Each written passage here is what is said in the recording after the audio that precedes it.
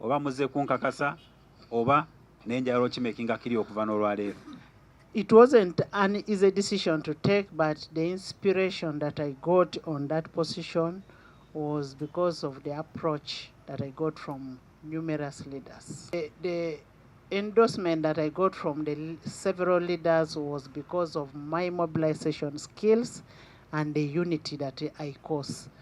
If you look at Parliament of Uganda, you will see a very united parliament. I have heard a lot of people saying I am standing because I want to displace my predecessor. That is not true. I want to state this very clearly, that I am only standing because I want to add value to the party.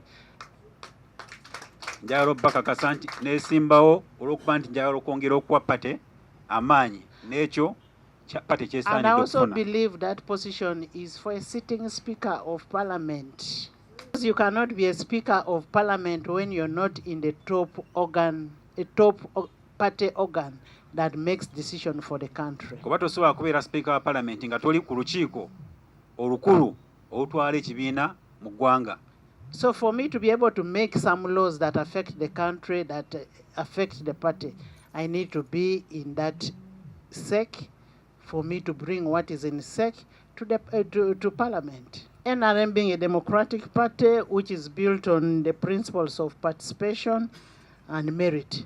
Yeah. And that's why I am participating.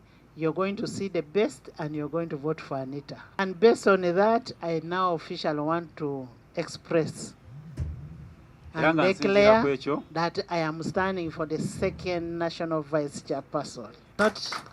I will not take it for granted. I will forever be indebted to you and the people of Lwengo.